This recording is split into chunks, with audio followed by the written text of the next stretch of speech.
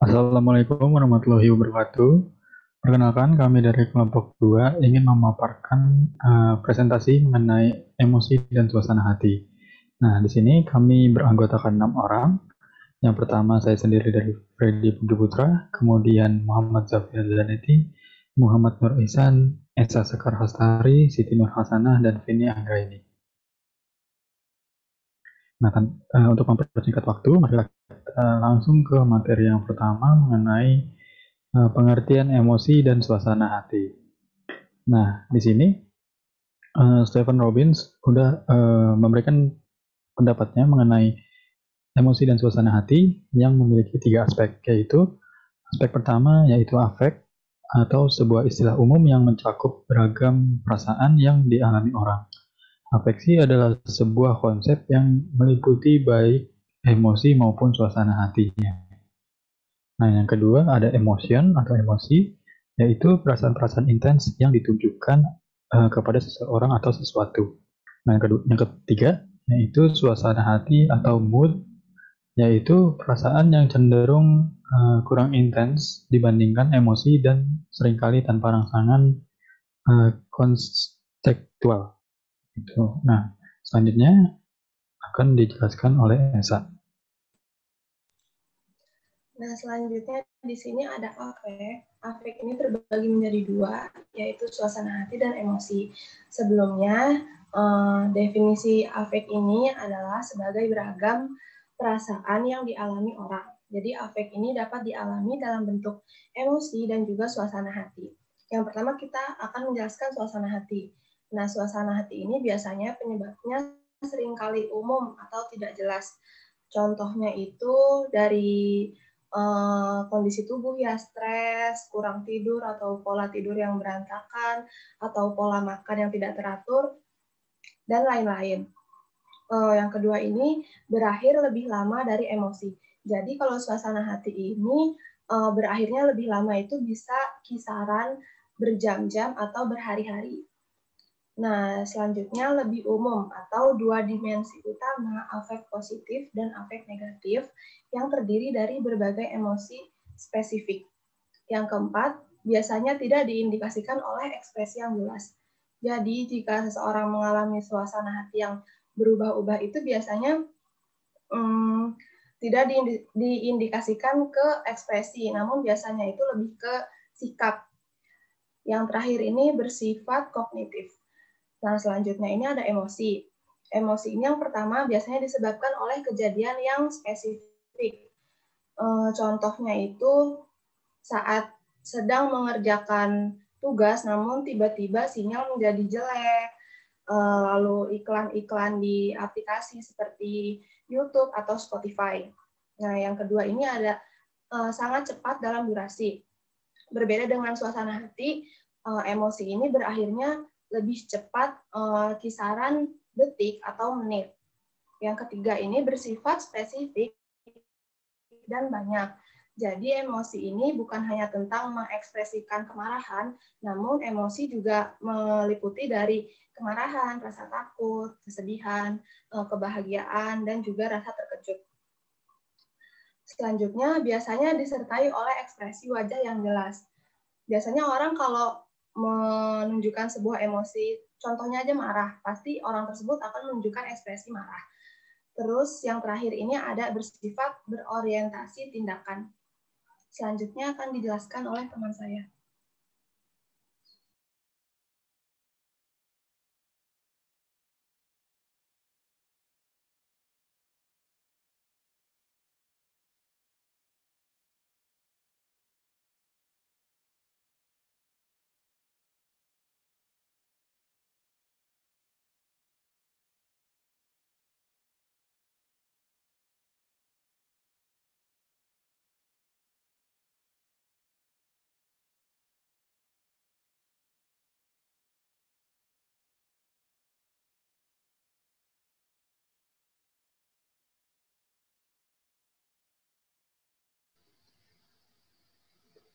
Nah, selanjutnya ada aspek emosi. Yang pertama ada emosi biologi.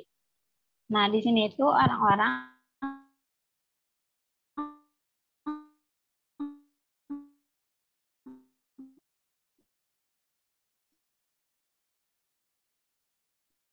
kan rasa marahnya atau contoh emosi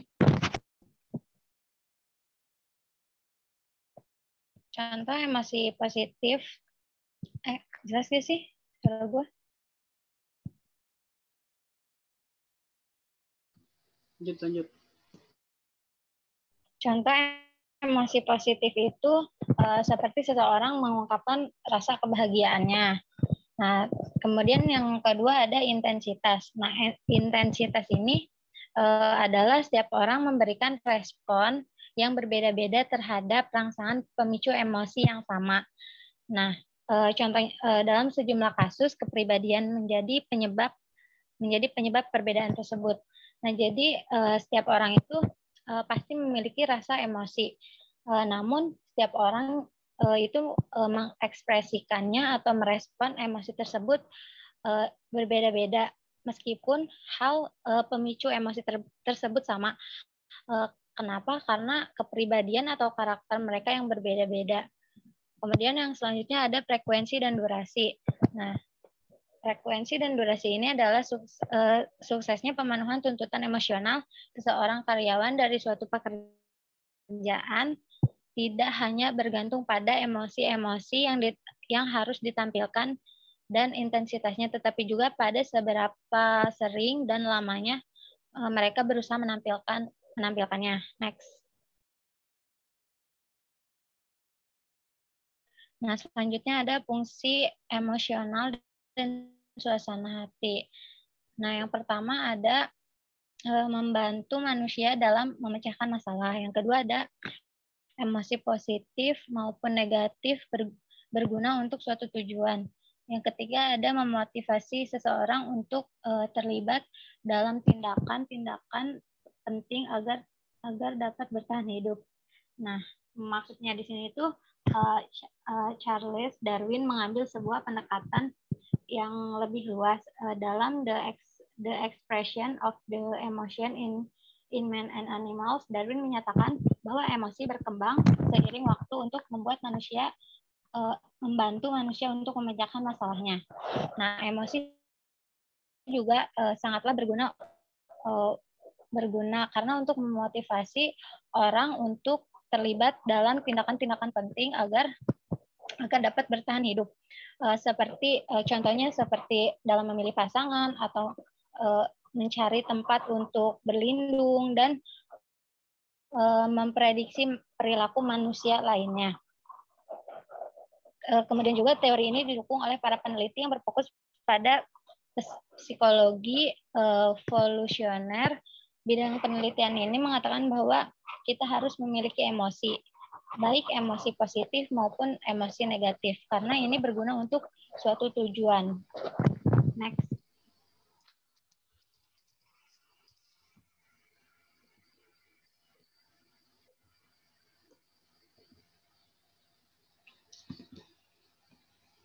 Ya, baik. Selanjutnya di sini ada sumber-sumber emosi dan suasana hati. Nah, dari sumber-sumber emosi ini kita bisa lihat di sini ada yang pertama kepribadian. Kepribadian sendiri merupakan keseluruhan cara seorang individu bereaksi dan berinteraksi dengan individu lain. Nah, orang juga mengalami emosi yang sama dalam intensitas yang berbeda. Orang afektif intens mengalami emosi yang positif dan negatif lebih dalam. Ketika mereka merasa sedih, mereka benar-benar sedih. Karena ketika mereka merasa senang, maka mereka akan benar-benar senang. Selanjutnya ada cuaca. Cuaca ini merupakan bukti yang menunjukkan bahwa memiliki sedikit pengaruh terhadap suasana hati.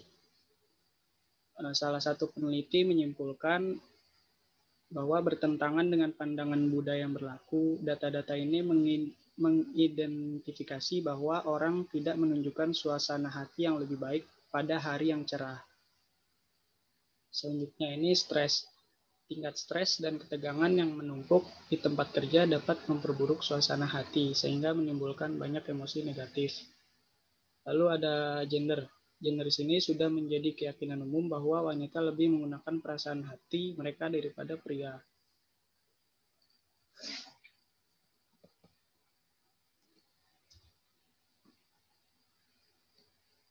Selanjutnya di sini ada aktivitas sosial.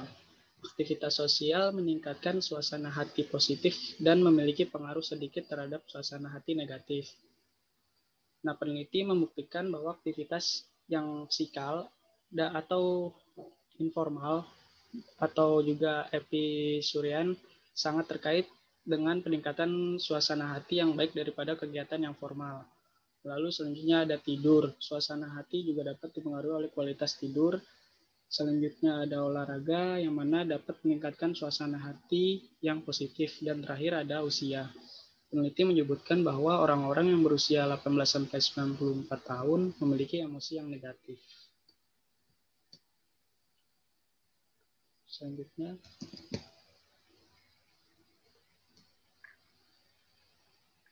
Selanjutnya ada aplikasi perilaku organisasi terhadap emosi dan suasana hati. Yang pertama ada selection atau artinya itu seleksi. Di sini para pengusaha harus mempertimbangkan EI faktor atau emotional intelligence di bahasa Indonesia ini jadi kecerdasan emosional dalam mempekerjakan karyawannya, khususnya untuk pekerjaan yang memiliki level tingkat tinggi dan dituntut untuk berinteraksi sosial. EI sendiri terdiri atas 5 dimensi, yaitu yang pertama kesadaran diri, kedua manajemen diri, ketiga motivasi diri, keempat empati, dan yang kelima keterampilan sosial. Lalu ada decision making atau pengambilan keputusan.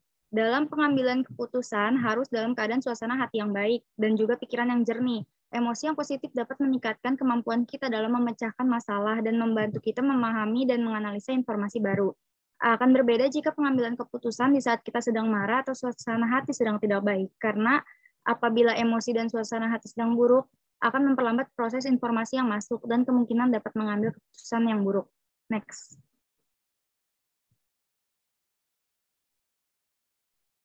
Ada leadership atau kepemimpinan. Nah, jadi di sini pemimpin harus membuat orang mengikuti mereka dengan cara membuat para pekerjanya menjadi berpikiran atau memiliki emosi yang positif. Ketika para pemimpin bersemangat, antusias, dan aktif, mereka lebih mungkin untuk memberi energi pada bawahan-bawahan mereka dan menyampaikan rasa efektivitas, kompetensi, optimisme, dan juga kegembiraan. Selanjutnya ada motivation atau motivasi, yaitu orang yang memiliki motivasi yang tinggi secara emosional akan berkomitmen pada pekerjaan mereka. Contohnya, karyawan yang memiliki motivasi akan lebih loyal terhadap perusahaan. Begitu pula sebaliknya. Lalu ada negotiation atau negosiasi, yaitu emosi yang baik dapat memperlancar jalannya negosiasi karena masing-masing pihak lebih tenang dan sabar dalam bernegosiasi. Dan next-nya ada creativity atau kreativitas. Para pekerja akan lebih banyak memiliki ide-ide bagus jika emosi dan suasana hati para pekerja tersebut baik. Next. Nah, selanjutnya itu mengenai deviant workplace behaviors, yaitu mereka yang merasakan emosi negatif kemungkinan terlibat dalam perilaku menyimpang di tempat kerjanya. Jadi ketika dia punya emosi yang negatif, maka ketika dia bekerja pun akan nggak konsentrasi gitu. Bisa jadi kerjanya malah jadi berantakan, atau mungkin terjadi kesalahan, atau mungkin berkas yang harusnya ada targetan selesai tanggal sekian atau jam sekian jadi lebih lama gitu, karena dia juga punya emosi negatif gitu. Terus selanjutnya ada job attitudes.